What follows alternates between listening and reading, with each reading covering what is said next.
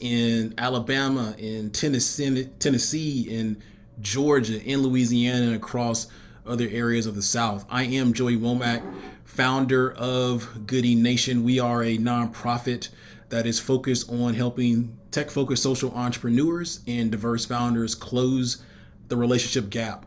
I'm also a board member of Venture Atlanta, and for the past 3 years, I've served on the recruiting and selection committee. What I've noticed after evaluating hundreds of applications is in many cases, diverse founders typically don't put their best foot forward, or said a different way, they don't show how awesome they are when it comes to written applications for pitch showcases. And I've also produced tons of entrepreneur support programs and set in on a lot of investor pitches and help founders prepare for them. And what I can say in many cases is, again, when it comes to the written part of things and the verbal part of things, diverse founders aren't talking about how awesome they are. So this series is meant to do a few things. One, discuss and shine a light about what's happening in various startup ecosystems across the South. Talk about what it's like for diverse founders in these areas, and then come away with tactical tips on how diverse founders can again showcase how awesome they are. And so before we get into this awesome panel with a bunch of awesome people, we want to recognize a few partners. So I'm going to kick it over to my colleague Hadil for some recognition. Hadil? Absolutely. Hi and good afternoon, everybody. Welcome. Super excited for this discussion. Just want to give a really quick shout out to all of our friends and local partners in the local ecosystem that help push out the word and is supporting our initiative and doing amazing work to support diverse founders. So a big shout out to Black Girl Ventures, Women in BC, Bronze Valley Generator, Eastside Partners, Tech Birmingham, Vocab Partners, and our friends at WeWork Labs. Thank you all for supporting our initiative today. Awesome. So let's get right to it. So in some cases with panels, the moderator, me in this case, would read bios and stuff like that. But I don't really like how that flows, right? I like for people to tell how awesome they are in their own words. So I'm going to kick it over to our panel for some self intros. Going to start with Kelly, then we'll go with Jacqueline. So Kelly. Hi everyone. And first, let me just say thank you to Joey and Goody Nation for having me today. I am Kelly Solney, Director of Strategic Partnerships for Camelback Ventures. Camelback Ventures is a national accelerator based in New Orleans, Louisiana, for BIPOC entrepreneurs and women entrepreneurs. Our mission is to increase access to opportunities for entrepreneurs of color and women by investing in their ventures and leadership while advocating for fairness in their funding. I've been with Camelback about 3 years now. Before that, I was actually at Carol's Daughter for well over 10 years, which was another startup that I was literally with from one store in Brooklyn to acquisition of L'Oreal.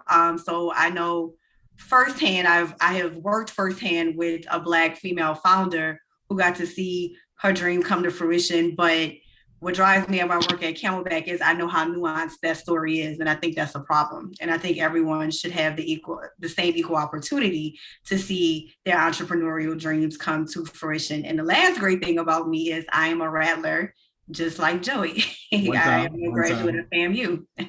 Humphrey Zara, one time. So speaking of Black women, want to kick it over to Jacqueline. Everybody, my name is Jacqueline Maxwell Hudson. I am a community success manager at Black Girl Ventures. I've been in this role for about 5 months. Prior to that, I was a part of the Change Agent chapter here in Birmingham, which sought to activate our community around Black and brown women identifying founders in this area.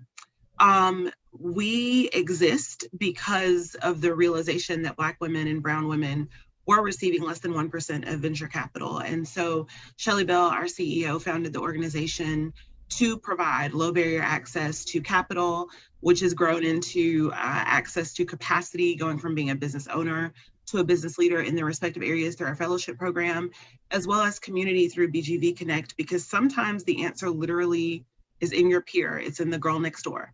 So we work together to build communities all across the country.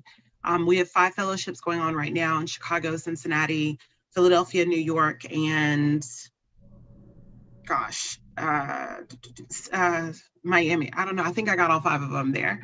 And we are grateful for the opportunity today. Thank you, Joey and Goody Nation. And I'm really excited to see what we talk about today. Awesome. Shout out to Shelly Bell, a partner of ours. And speaking about Birmingham, now I'm not from Birmingham, but I am originally from the state of Alabama. So I'm going to kick it over to Haley for intro. Thanks, Joey and Hadil. It's great to be here. And Joey, we've got to get more people like you back. We're working on that.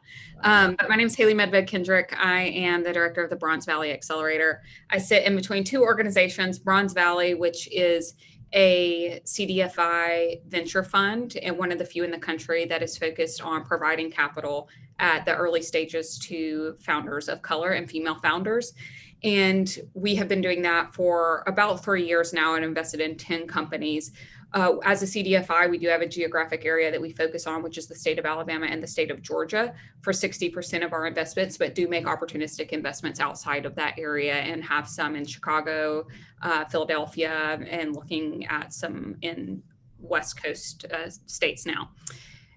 In our effort to add capacity in addition to capital for underrepresented founders, we started the Bronze Valley Accelerator last fall. That's when I joined the team, and we are partnered with Generator, a national accelerator company that runs programs like these all over the country. And so with that accelerator, we work with 5 founders at a time through a cohort of 7 weeks where we don't take any equity or fees and help companies really gear up to prepare for a full-time equity-based accelerator or raising a round of funding. Again, with a focus on underrepresented founders, primarily in the Southeast, but again, we will make opportunistic selections outside of that. So through that work, it's been really exciting to connect in the Southeast. We're one of the first programs in the Southeast for Generator, and we do have more and more coming online on a regular basis. So we're now also in Pensacola, Huntsville, and a number of other cities, and have mostly industry agnostic programs, but some industry specific that recruit nationwide. So I can speak more to that as we get into it. Nice. So let's go up to Alabama Atlanta. It's a lot of these cities. I'm sorry. It's a long series. I did this on the last one with North Carolina. They are still not letting me live this one down. Let's travel up to Atlanta for my good friend Larry. Larry, want to do a quick intro? Joey, glad to be here. Hello, everyone. My name is Larry McHugh. I've been involved in Atlanta's startup ecosystem, supporting incubators and accelerators all around town, including Goody Nation, for some time. Currently, I serve on 4 nonprofit boards, all of which support entrepreneurship. The P&G alumni has a global initiative with EY on entrepreneurship. The P&G alumni, then we have the Urban League of Greater Atlanta, which has a program to support entrepreneurs as well as many other programs. Also on the board of directors of the Atlanta Technology Angels. I see my friend Jay Schaefer, who's also on the board and recently moved to Chattanooga, where I did some support. And finally, serving with Joey on the Startup Atlanta. If you're not familiar with the resources in Atlanta, go to startupatlanta.com. It breaks them all down, including stuff you should be reading, and all the incubators, accelerators, angel groups, venture groups. They're all listed with their URLs. And then finally, I'm serving again with Joey on the Venture Atlanta Recruitment and Selection Committee. So that will be held on October 20th and 21st. Applications are open now. So if you're interested in getting some great exposure, it's the biggest event in the Southeast, go to ventureatlanta.com. I might also just lastly mention that things haven't slowed down with the Atlanta Technology Angels at all in the pandemic. We're still getting 20, 30 applications a month and screen a couple. To all of our members. And I will say that the last time we took a count of what we've done, 18 out of 35 investments were to minorities or women, and that's 49%. So, and I'd like to say it was intentional, but that's just how it worked out. So there are a lot of intentional organizations in town, which are listed again on startupatlanta.com.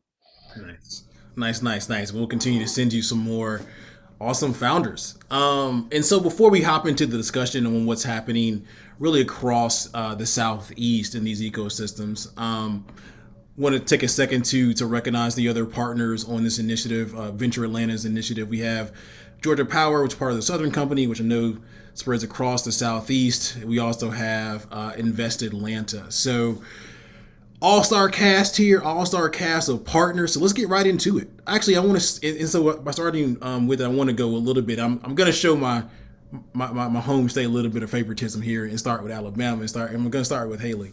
Let's talk about what's happening in the ecosystems that you support in Alabama, and you mentioned a few others like Pensacola, and if you can kind of address those. Yeah, so we have seen probably what a lot of communities in the Southeast are seeing over the last couple of years, a lot of growth, really a burgeoning ecosystem here. We've had some big exits we're really proud of. The most well-known probably is Shipped, but really have seen some other excellent ones with therapy brands as well, with our local founders here who have really continued to pour back into the community in Birmingham. I think specifically for underrepresented founders, Black founders, female founders, we're seeing a recognition of how this ecosystem may have not in the past been accessible or worked for all of our community, and an effort to change that both in the existing programs that have been around for a number of years and new programs and organizations like Bronze Valley. So with that, we've been excited to be really a central part of that ecosystem and also to work really closely with a number of partners I see on this call by really having an open stream of communication to connect founders to the right resource for them versus just, kind of turning them away and not being able to plug them into the right resource. So we're hoping to see continued growth and really starting to grow out in concentric circles from Birmingham. But we also now have this plot on the map in North Alabama with Huntsville, a generator program. It doesn't have the founder focus we do, but is industry agnostic and focused on North Alabama. And then kind of in Florida, but reaching into South Alabama, we have a program in Pensacola that is doing the same, and really finding that there are so many excellent companies here and founders that haven't had the opportunity for a number of reasons to connect with capital and resources. And so I feel like my job's relatively easy because there's just so many great folks that haven't had a chance. And so I'm kind of just skimming off the top this first year and seeing a lot of success. So hoping to continue to see that moving forward. Yeah, I'm really excited to see what was going to happen there. I mean, before we kick it over to Jacqueline, I mean, I think you when people think startup South, they're typically going to say, Atlanta, in the pandemic, it's Miami. Depending on how you want to categorize Texas, you say Austin and Dallas. And I think there's a whole swath of cities that are unfortunately overlooked for a number of different resources, including financial capital, other types of support. So Jacqueline, let's zero in the work that you've been doing and what you're seeing in Birmingham. Can you go a little bit into that? Sure. So Black Girl Ventures held their first pitch competition in Birmingham in February. For me, we had a startling amount of applicants that applied to it. Everybody was absolutely fantastic. And what we found was we had people that had been in business for, one lady, over 10 years. And then we had people who were brand new to it, who were just sort of trying to figure their way out. So one of the things that I think, as Haley sort of alluded to, is we have a lot of founders here in Birmingham who don't realize they're founders. They have a thing that they've been doing. They're generating income. They kind of want to make it bigger, but they don't know where to go or what to do. So I think there's a lot of opportunity here to provide those resources. The other thing is Birmingham has a rich history that I think we're all fairly aware of. And we have a Black business district that has a lot of legacy business owners in it that need the assistance with bridging technology and the entrepreneurship that they've been doing. So we have a lot of opportunities in that too. And I think we are just scratching the surface on what is to come in that aspect of it. And I think when all of those things sort of converge, Birmingham will be on the list with all of the big kids, because it's here. It's just a seed that has to grow. And I think Haley's doing amazing work, and there's so many other organizations doing amazing work because they see that potential. And I think we'll keep going at it, and it'll be more amazing than what we could even dream of. Nice. So let's go down a little bit through my hometown of Mobile, then go a little bit west, hour and a half, depending on how fast you drive, right? on 10. And I know, Kelly, you're based in New Orleans, but Camelback has a national presence. What are you seeing not only in the New Orleans startup ecosystem, but also kind of some of the other areas in which you're familiar? Yeah, I'll speak to New Orleans first. So New Orleans has, been like a Black Mecca since inception. So entrepreneurship, Black entrepreneurship is certainly not new to the city. So I think what we're seeing now is entrepreneurship has always existed. I think we're seeing more of a formalized ecosystem in entrepreneurship in New Orleans. So more accelerators have popped up over the past 10 years, post Katrina, and more light has been shown on entrepreneurship in New Orleans. We're a tight-knit family. All the accelerators are very much so. We don't see each other as competition. We see each other as pipelines. I think that to Jacqueline's point, a lot of particularly Black and brown entrepreneurs don't even realize that they're entrepreneurs. All they know is that they're making more money than they're spending at the very least. And so again, going into like, how do we formalize, and I hate to use the word formalize, but for lack of a better word, like how do we formalize the ecosystem to make sure that we're giving them the support that they need? I can say specifically for Camelback in New Orleans, what we realized is that because there's so many other accelerators giving support, mentorship, other resources, we found that our sweet spot was just direct investment. So that's something that we focus on, which is just, you've already figured it out. Again, entrepreneurship is not new at all in New Orleans in particular. You've already figured it out. You've already built the brand. You just need maybe some specific support, like maybe supply chain consultation or back house consultation, but ultimately you just need a direct investment. So that's something that we've really been focused on. We actually just made 2 5-figure investments about a month ago to two local ventures. I'll also now just segue into like what we see nationally, which is kind of the same thing. I think that there's I think one of the things that I see particularly is that a lot of BIPOC entrepreneurs, they hop to accelerator after accelerator, really because they're looking for investments because of the challenges that they have accessing financial resources and investing.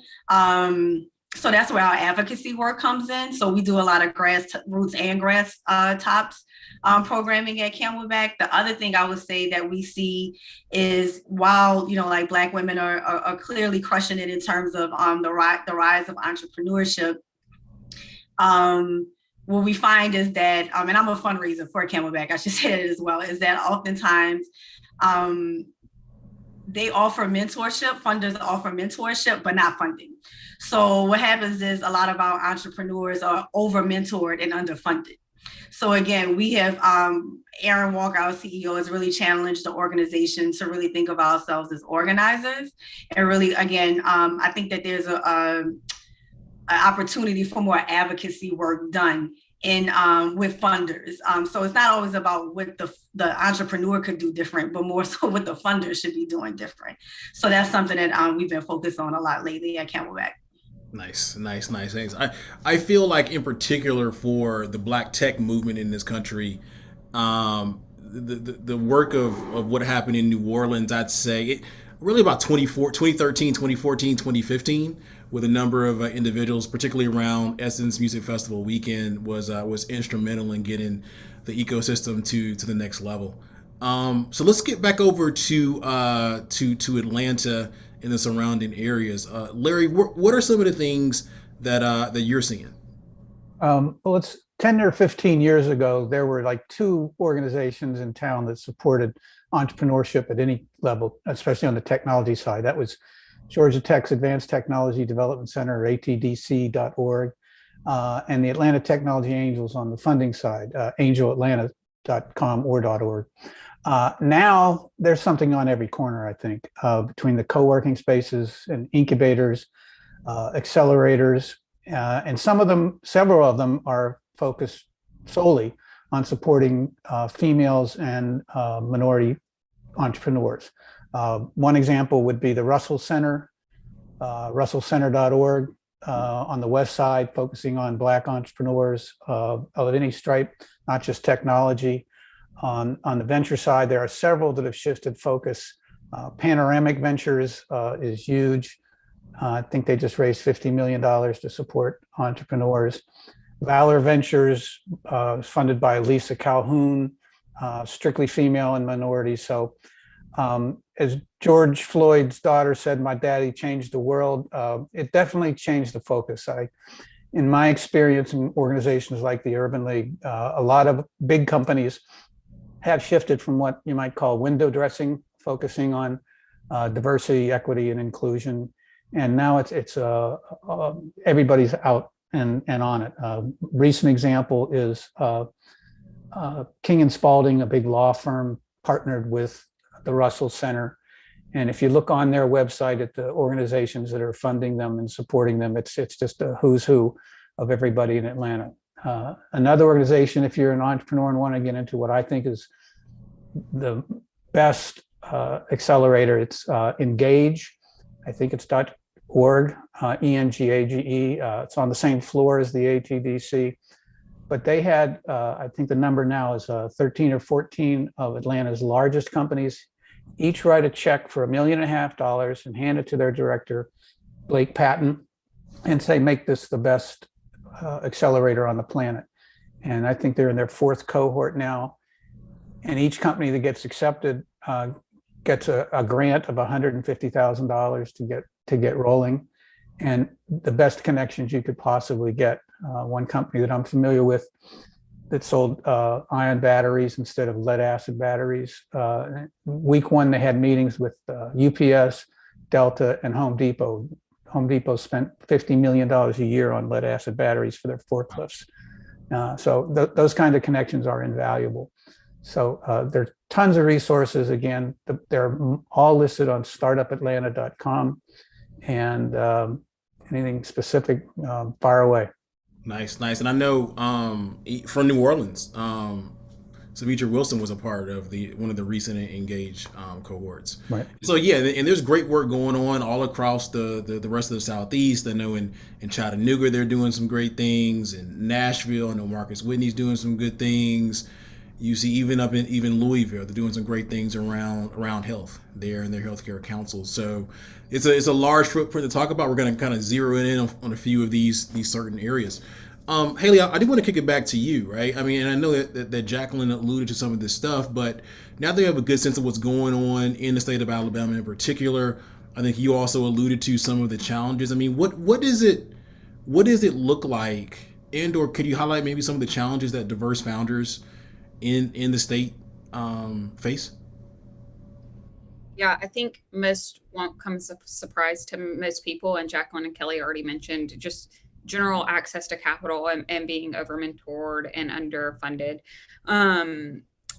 Unfortunately, I think I've seen some trends where company or organizations, pinch competitions, things like that have provided capital in the past are moving to a more mentor-heavy model versus in providing more capital. And I think that's a challenge. In addition to that, I think the non-dilutive capital access as well can be somewhat of a challenge. Not only because of the gap in friends and family and angel rounds available to many underrepresented founders, but knowing that underrepresented founders also tend to have to give up more equity in exchange for that early stage capital. So those are all the things that we probably know and are up against. I think in addition to that, there is a level where a number of founders that I've engaged with, especially when we were just getting started with the accelerator in the fall, was somewhat of a hesitancy or being exhausted from kind of jumping through all these hoops before and not seeing anything come to fruition. And so a number of founders I work with have been discouraged because they had put their, work out there and continued to run into roadblocks. So I think intentional work, like the work of the folks on this call and others, to invest strategically and specifically is needed to just get started where we are right now. And then in addition to that, what Kelly and Jacqueline said as well, in terms of founders that don't know their founders, folks that just haven't been engaged in the ecosystem for one reason or another. Just some introduction to the people, the organizations, the resources, where to, get plugged in, is a starting point for all of us to try to provide that, again, instead of what can be the default in VC and accelerators and programs. Is just, thank you, next, moving on, but really doing some of that wayfinding and connecting. Nice. Jacqueline, I'm going to throw somewhat of a curveball here. It is something that these are some assumptions, right? So again, I'm originally from Alabama, but been in Atlanta for 15, 16 years now. When it comes to diverse founders, particularly in Birmingham or maybe other parts of the state, is there a little bit of what's the best word here? I want to say like stigma. Do people feel like because they're from Alabama, maybe they don't get the respect from other cities, maybe like in Atlanta or some of those places like that? And does that affect them? If so, you threw me a curveball question, and so I'm going to throw you a curveball answer. Okay. I think that people who are from Birmingham find that they are better respected and better heard if they go to Atlanta or if they go to New Orleans or Chattanooga. It's sort of the idea that, you're always unheard in your home country. Yeah. I think Birmingham also, we sort of look outside of ourselves a little bit because of a collective lack of self-esteem in what we have. And I think that the organizations that are here now, we're trying to turn that around. But when you systemically have had that go on for so long, now that you have, your Bronze Valley and your generator, you have your shipped, your landing now coming home. Clearly, there's value in what's grown here. We've got to see it in ourselves and we've got to believe it. And so my advice along that line is brag on yourself. Even if you have to sit down and write it out in a notebook, know who you are and what you have. And when you show up in the room, make sure people understand that and offer you the respect that you're due. Because if you're doing something, you're going to keep going. You just don't stop. Don't stagnate. I love it. Actually, we've so to be clear, Kelly, I'm about to pass this question to you, but we actually heard that on another panel, and even in the series, and even this is something that I've heard Jewel Burke Solomon say. Like, I think she raised the vast majority of her money from outside of Atlanta. In many cases, diverse founders have had to go outside of their home city in order to raise or even get the respect that they feel like they deserve, and in which they actually they do deserve. But Kelly, do you see something similar as in particularly in New Orleans? In terms of the challenge with money, or the point that Jacqueline was making about yeah, more so about that. I mean, the respect maybe from other cities, or even, I guess, to her point around respect from within the New Orleans ecosystem. Yeah, I don't know if that's New Orleans specific. I think just from a social capital standpoint, one of the things that I think entrepreneurs in New Orleans probably struggle with more so is just not knowing where to go always to access capital. But at the same realm, I don't think that I don't think that New Orleans is at the point of intentionality in terms of investment for Black and Brown entrepreneurs. I don't think we're at the point where we've made some great declaration to say that we want to be the Black Silicon Valley. I've never heard that. Well, even if I've heard it, I certainly haven't seen it in terms of direct. So there's the words and then there's the action, right? And I know for sure there's no proof of concept in that. But at the same time, I think, and I know I'm familiar with Jewel Burke's story as well as the stories of the entrepreneurs we serve at Camelback. And, at Camelback, we say we want to do 3 C's: capital, coaching, and connections. But even with capital, so we do direct investments of $40,000 in any fellow that comes through our program. But we also try to provide a network of other capital that can certainly spawn across, nationally. We're kind of city agnostic in terms of where we think the funding could come. I think, again, it's just about coaching them and pipelining our fellows to funding opportunities and capital opportunities wherever we can. So we would never necessarily coach a New York entrepreneur to stay specifically in New York. But at the same time, because we have served entrepreneurs in over 30 cities, we try to build relationships and pipelines all across the nation to make sure that they have access to entrepreneurs everywhere. I just had a meeting with, he's not in Camelback, but he just raised a significant amount, like 50% of his last round from a family from Milwaukee. So I think, and someone touched on this earlier, I think because we have been excluded from Silicon Valley thus far, I think what was happening is the Birminghams, New Orleans, so they're standing up. I think they're standing up and really saying, no, you could come here and we'll give you everything that you need. And I think, again, that goes to the grass tops approach that I'm really excited about in the ecosystem as a whole. Yeah, I know. SensorMed from here in Atlanta moved to Birmingham. It wasn't recently, maybe a year and a half, 2 years ago. I talked to Theo about 2-3 weeks ago and stuff like that. So yeah, no, I think actually that's probably a strategy that needs to be explored even more. Just to close, I think of it as almost like the HBCUs. If you will, like, these cities are becoming kind of like the HBCUs, to kind of use this, bring some levity to the conversation. But I kind of see these cities as like, you can seek refuge in us and we'll give you everything that you need the way HBCU would. Nah, that's really, really interesting. I mean, going back to Jewel's story, I think she raised a significant amount of money from, like, I think it was Idaho or something like that. It may have been North Dakota, but I think it was one of those. Don't quote me on it, but significant amount of money. But Jacqueline, I wanted just to shift the conversation and really double down on the point that you made. So you talked about this tactically going out there, just writing out as a founder all the things you do and showcasing how awesome you are. And so I think that's a great segue, because this is really about what this conversation is about, right?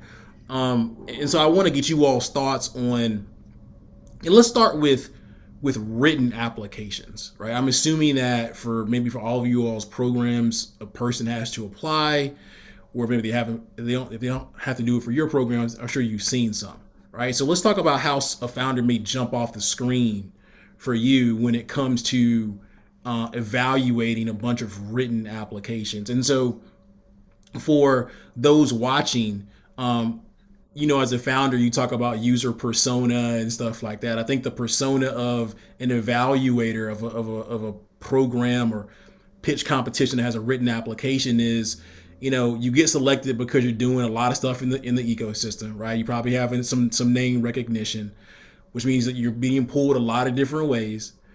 And they give you a few weeks to evaluate a few hundred applications in many cases. And so you're like, okay, I can do this.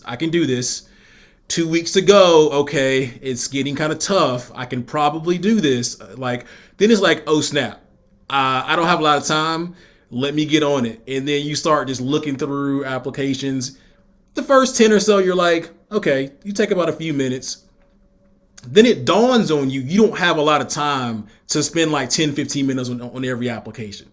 So you start quickly looking for like the first few sentences, and you have something like 6 seconds. I want to say, like, somebody on the last panel in North Carolina said like the average time for like people reading on the internet or even like applications like 6 seconds. So you got like 6 seconds to get someone's attention. So it's like no. You're like swiping on Tinder. It's like no. Like the no rate is like 80, 95%. Then it's like yes. Oh, that's interesting. Yes. No. Yes. No. Maybe I'll come back to this. No. Oh snap! It's one day to go, and I got 150 applications. No. It's like a horizontal wheel of fortune. You know what I'm saying? And it's like, okay, well, then you get yes at the end, and you recommend 10 companies. That's literally how it happens for people. And so, super long, probably horrible example. Anyway, how do people, Jack, I'm gonna start with you because it was your original point. How when you've looked at applications or heard about people evaluating applications, how can a founder kind of stick out to you? To your point, 6 seconds, right? So I want to understand what your company does nearly immediately. I don't get to evaluate applications all the time, but in the this past pitch season, when I did get to go through and do some of them, I needed to understand what the company did nearly immediately. If I understood what they did and I went to the website and their website was dope, oh, this is tens across the board. If I couldn't understand it and then I went to the website and was like, okay, they got it here. All right, cool. If I can't understand it and you either don't have a website or I can't look at your social media and pick it up, then I'm swipe. I don't know if you swipe left or right when you like it, but whichever way you swipe for nope, that's the way I go on that. But the ones where I get it, I know what's going on, I know that you would be a great presenter, I'm in. Nice, nice, and you're right. To be clear, like so I'm here. I don't know if like Tinder's left or right. I just heard stories. You know what I'm saying? And that was my thing there, Joe. I'm married. I've never been on Tinder. So. I feel you. But yeah, so you brought up an excellent point. I want to kick it over to Haley for her thoughts on it as well. But the thing around like the website, so the combination of like written application, you're absolutely right. Written application, website to back it up, and for me, it's also LinkedIn. If it's like all three are dope, it's like okay, I feel confident. If like 2 out of the 3 are like trash, it's like I ain't got time for it. You may be great, but there might be 100 more. That might not be the case. There might be 100 more in this queue somewhere that might be better. So, Haley, what are some of your thoughts? Yeah, I'll be honest, I'm not as diligent as y'all in the written phase. I'm like scanning. 6 of my seconds might be generous when I'm looking at written applications. But what, and this is partially a value of Generator, but also just kind of how I've taken on the problem is trying to get to a conversation with every founder that we can. So really the written is to have some information and baseline data to go off of, to reference during the interview, but to really have a conversation.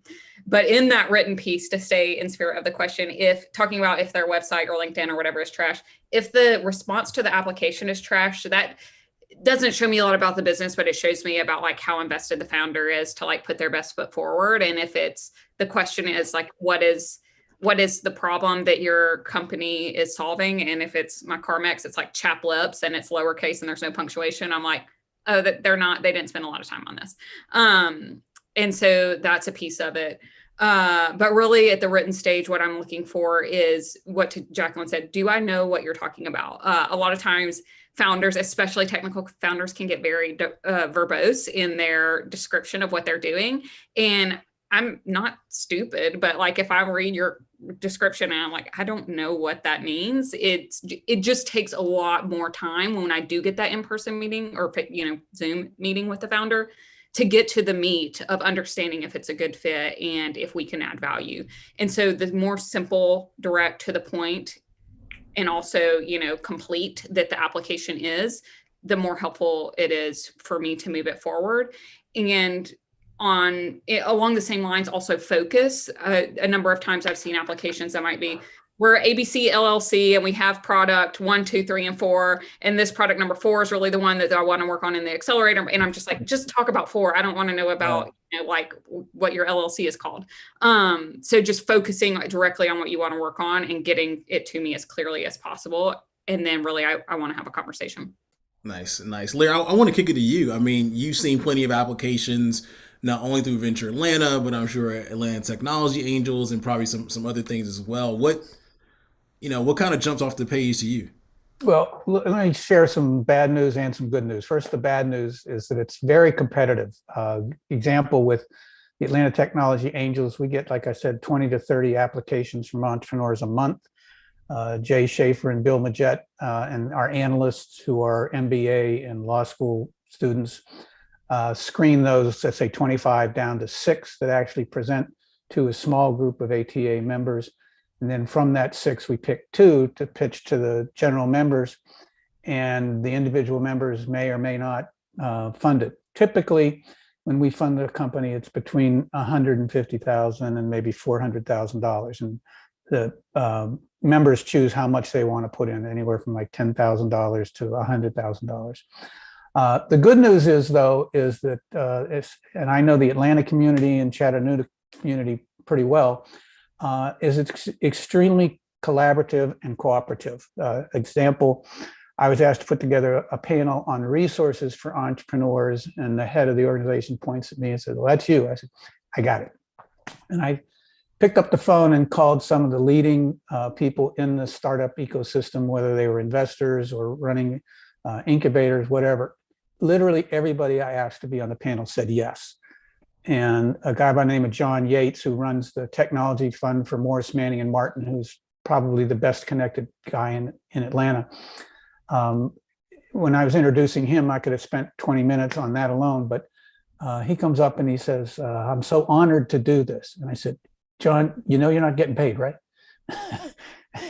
So it's a very collaborative, cooperative community. So reach out. I've referred people all over the place. In fact, I consider myself more of a facilitator now than anything else. It's like listening to people. And the last thing I'll say, I'll steal a line from my friend Nelson Chu, who runs a venture capital firm. The problem that you're solving has to be a hair on fire kind of problem. Not a nice to have, not a tweak of something that exists, but something that you cannot not have to solve your problem. And at Georgia Tech, a lot of the entrepreneurs are engineers or technology or whatever. 9 times out of 10, if I can understand the problem and understand the solution, 9 times out of 10, the technology itself goes over my head.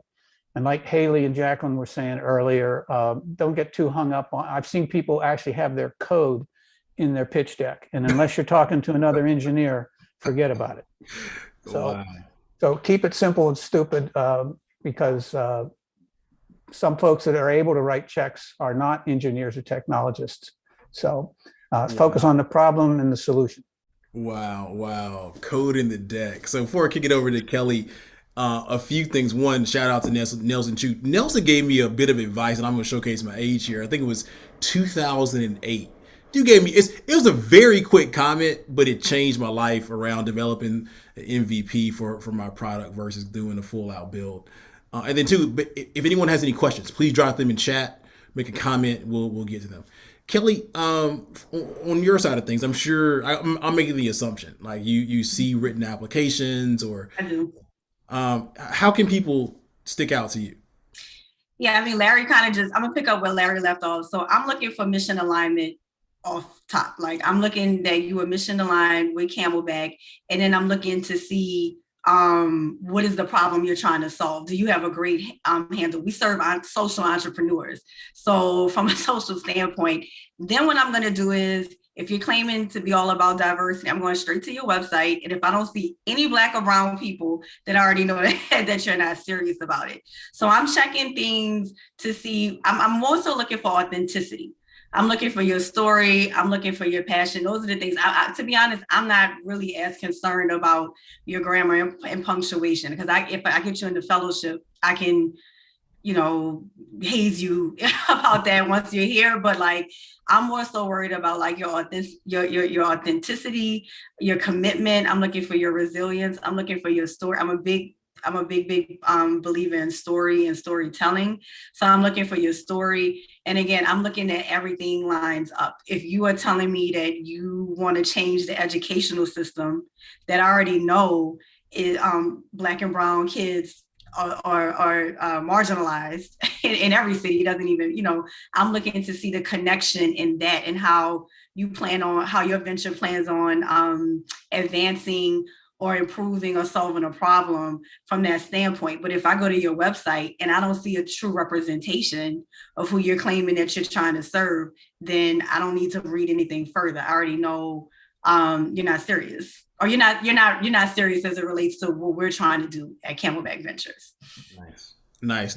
Yeah, those excuse me, again, like website, LinkedIn profiles, a lot of stuff is really extremely key. That's some of the things I think founders, in particular diverse founders, may kind of miss out on it. In some cases, I do want to shift it. We have roughly 8 or 9 minutes left, maybe 10. I kind of want to shift it to the verbal part of it, right? So you're pitching an investor, maybe you're actually at a pitch competition and you're trying to impress judges or something of that nature. You're actually in the interview itself to get into the program. What's come up with several different times in these panels is around, again, into Jacqueline's point earlier, founders not talking about how awesome they are, particularly around the experience that they have. Right, so I'll give you two quick examples, and I'll start it with Haley the question once I get past these crazy examples. So Barry Givens here in Atlanta, Techstars social impact director, collab capital manager and partner, talked about the first time he saw Jewel Burke-Solomon pitch PartPick years ago, I believe at Rise of the Rest or something to that effect. And so they were actually in a pitch comp or the pitch off together. Jewel went, she was the first one, he said, the first one. And so for those that don't know, PartPick, which was ultimately acquired by Amazon, helped people find replacement parts.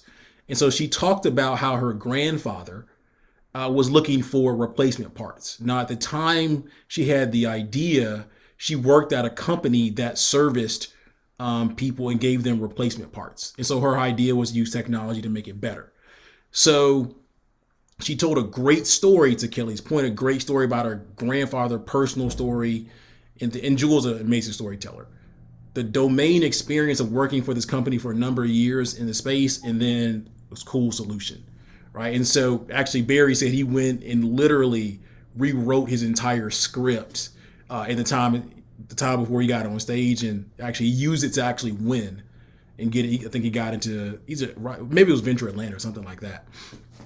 So again, personal story, domain expertise equals win in some way, shape, or form. And so on the flip side, recently I was talking to a founder that's in retail tech. Now this founder has had 10 plus years of working at retail companies. Think like Gap, Banana Republic, so on and so forth. In no way, shape, or form did the founder put in their pitch deck or their verbal pitch that they've worked at some of these companies, because they didn't think that their retail experience was relevant to what they're working on, even though it obviously informed the problem that they ultimately discovered, right? And I see this problem happening over and over and over again, where many diverse founders simply discount the assets in their or tools in their toolkit or the experience that they have. And so it ends up costing them points, so to speak, with evaluators and investors, because they don't ultimately trust them. Some of the reason why they don't trust them has nothing to do with this, but they don't trust their ability to execute. So super long-winded way of setting this question up, Haley, excuse me. But when it comes to to verbal presentations and stuff like that, what are some of the things that really get your attention? And also, do you know of any, certain founders who do this really, really well? Yeah. To something Jacqueline said earlier in terms of writing out your wins or successes, I think that is such a great tactical tip, because in those moments, it can get really hard to think what to bring up, and you get so focused on the product that you might not think about talking about yourself. So I think including that, making a slide for it if you have a deck or whatever is really important. Similar example to what you gave, I spoke to a founder that I ended up working with that had working on a technology in kind of planning, project planning and things like that. Had a long career in project management and planning. Actually did talk about that in her presentation, but then kind of getting into the dialogue and Q&A, she was like, oh yeah, and kind of got postponed during the pandemic on the app, but so I made a physical planner and it sold out twice, I made $60,000. And I'm like, that should be number one thing on your deck to me, is like, I don't quote me on the statistics because I'm just repeating what other people say. I don't know if this is true, but I feel like what I hear is if you have made $1, you're doing more than 90% of entrepreneurs And so any way that someone's demonstrated that demand, like I want to hear that top first, is one big thing. Another thing I think of, to Kelly's point of authenticity, that's what I would recommend people focus on the most is like, some people do a pitch deck, some just, it's just them, whatever makes you feel the most comfortable and the most you, because it may potentially have trade-offs of people that, have whatever reason that they decide not to work with you. But if you then weed out the investors, programs, whatever, that aren't a good fit for who you are, then I think that can be a win. But two of the founders that I ended up working with and we selected for our program and received investment from the fund, were just incredibly authentic people, just had a conversation with us in the interview, didn't have a prepared slide deck or anything like that, just said, here's my story, back to storytelling, as multiple people mentioned. Here's my story. Here's why I care about the problem. Not just, this is a real house burning down problem or however Larry phrased it, but this is why I care and I'm really passionate about it and I'm going to solve this problem whether you're a part of the team or not. That's something that's hard to really quantify, but it hands down always makes the biggest impression. Nice. Jack, I want to kick it to you. I mean, are there any founders that stick out that have done a really good job, maybe you've seen from your pitch competitions? Two that are not from Birmingham, one being Naza Shelley, I think of Carpe Diem. Excellent. I got to see her live and in person in DC. Khadijah Robinson of The Nihilist, also amazing. And then as far as here in Birmingham goes, Kristen, that has Carly Contessa, also does a fantastic job of the storytelling aspect of it and helping you to understand why she started her brand, what it means to her, where she's trying to go. She really walks you down the path of everything she's trying to do. And I think that's the important part, is that I want to hear your story and I want to know how you arrived at seeing this problem and wanting to fix it. But I also want to know where you're trying to go.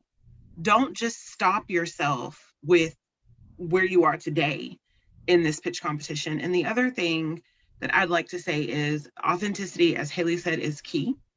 If you mess up in your pitch competition, it's kind of like your Easter speech. Nobody knows that but you. Just keep going, because we can't correct you on your product. That's your thing. So keep going with it. And also know your ask. If we go all the way through your pitch and you've not asked for any money, you've not said, I need advisor, you've not said anything, why are you here? I think you know your purpose. All of those things go into what makes a good pitch to me. Nice.